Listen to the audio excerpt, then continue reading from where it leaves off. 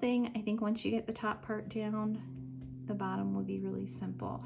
So on the top, just make sure you're working from right to left, not left to right. Follow the numbers on this.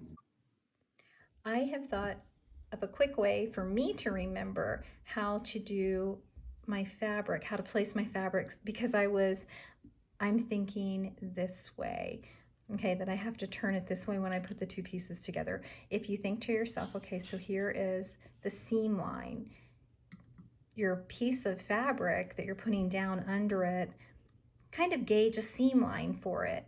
And when you put the right sides together, and then sew the seam line,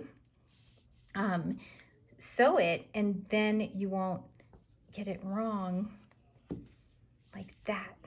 And I've already sewed that. See, so now I've covered the piece and it's going the right way. I've done this like 3 times where I've sewn it and it is, I'm thinking in my head, you know, opposite, and I've gotten it wrong, but that's just a little trick there. So now when I'm doing A3 and I'm looking at the seam line, I need to cover it this way, correct? I need to cover the pattern this way. So you want to, first of all, make sure that your piece is going to cover that whole thing. If you sew it, let me see. Yeah, see, and I almost did it again. So I'm going to line up just as much as I want for a seam, which isn't too much because you can trim it, but why waste fabric? So you're going to come down just like that. And I have now, there's my seam where I want to have my seam, and there's my line. So I'm just going to sew straight down just like that and flip under. The pumpkin patch runner will really help, the video will really help, but this is just one little trick that I've gotten set straight in my mind, so I thought it would be a good addition. The pumpkin patch video is really good for the paper piecing, and this will help you think it through. The top part is by far was the most confusing to me because of all of the smaller pieces. Well, anyway, you have to remember, like when it's on the diagonal like this and you're looking at this this piece here, you might think, oh yes, you know, my piece covers it, right?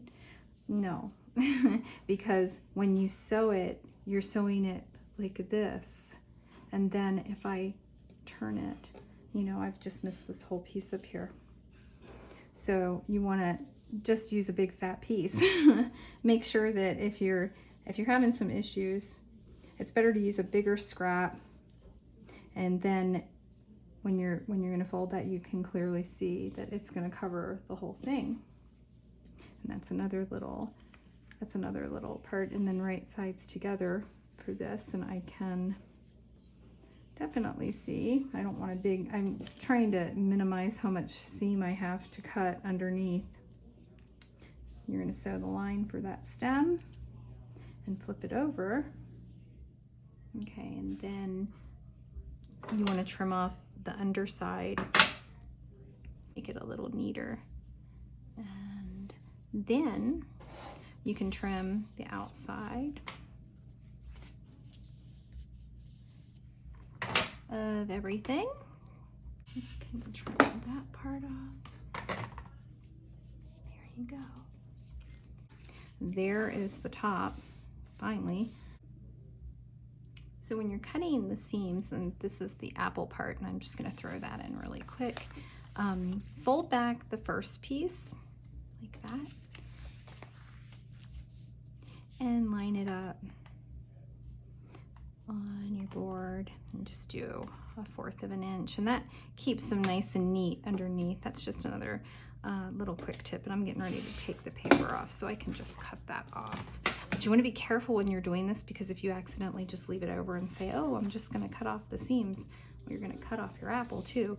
So make sure that you flip back the top part of your piece before you do that.